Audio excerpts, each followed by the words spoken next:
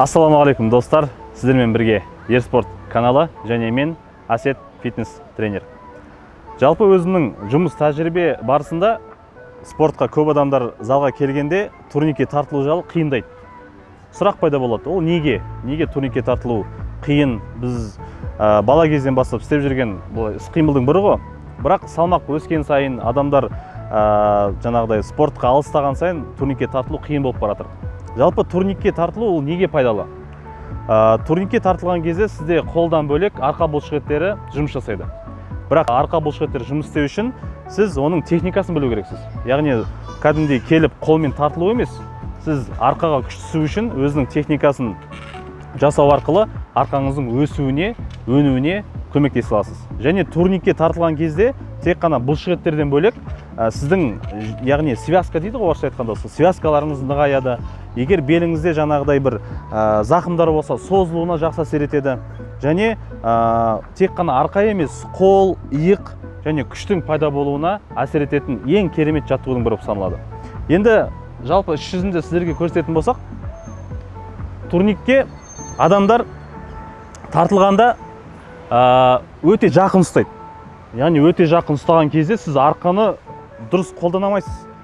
Турникке тартылудың екі жолы бар. Біреуі широкий дейді, яғни кеңірек ұстайсыз. Екіншісі обратный дейді, яғни керісінше ұстайсыз. Қазір мен сізге широкий тартылу техникасын көрсетемін. Қараңыздар. Кеңірек ұстайсыздар. Ұстаған кезде қолды қатты тырыстырудың керегі жоқ. Денені бос ұстаңыздар да дем шығару арқылы денені көтеріп арқаға, яғни жауырынға күш түсіресіз. Ал енді кеттік. Көрдіңіз ба? Көтерілгенде мен жақты турниктан жоғары қарай көтеру арқылы арқаға күш түсіремін және арқаның күшімен көтерілемін. Екі. Міне. Қазіргі таңда 80% күштің бәрі арқаға, 20% қолдың күшімен көтеріліп жатырмын. Бұл бірінші техника. Ал енді арқаға түсіретін тағы екінші техниканың түрін көрсететін болсақ, бұл жерде арқаға да және бицепсқа да көп күш түседі. Ал 1, 2, 3. Міне, көрдіңіздер ме? Жалпы турниктің техникасын жасаған кезде соңынан түсіп, соңынан көтерілген абзалырақ. Сіз егер внутри амплитуда деген техника бар, яғни жоғары жақ пен асты жақтың ортасында тартылсаңыз болады, бірақ сіздің бұлшықетіңіз именно арқадағы ең үлкен бұлшықет широчайший созылмауы мүмкін. Сол үшін техниканың дұрыс орындау үшін до конца түсіп, до конца көтерілу. Және мынау спорт, яғни турникке тартылу кездегі көп адамдар қиындыққа соғады. Біреудің мысалға предплечье, яғни киіс ауыру мүмкін. Біреу болмаса турникке тартылған кезде арқа бұлшықетін сезе алмай, көбінесе қолмен тартылуы мүмкін. Соған арнайы біз сіздерге, яғни крюк көрсетеміз. Крюк дегеніміз осында бір өте ыңғайлы әмбебап киісқа киетін құрылғы. Міне қарап отырсаңыздар, кез келген адам қолдана алады. Бұны қолдана алу ашамыз. Сол, мына крюк деген ішке қарап тұру керек міндетті түрде. Мына кигенде де өте ыңғайлы. Көрдіңіздер ме? Міне сол қол ілінде. Енді екінші қол. Міне екінші қолды да аман-есен кидік. Яғни турникке тартылғанда қиналатын, турникке тартылғанда арқа бұлшықетін сезіп арналады деген.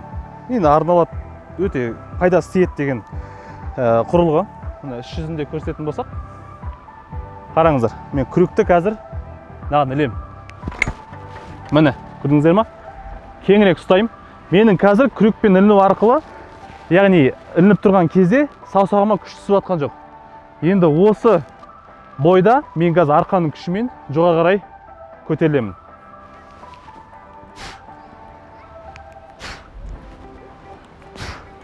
Көрдіңіздер ма?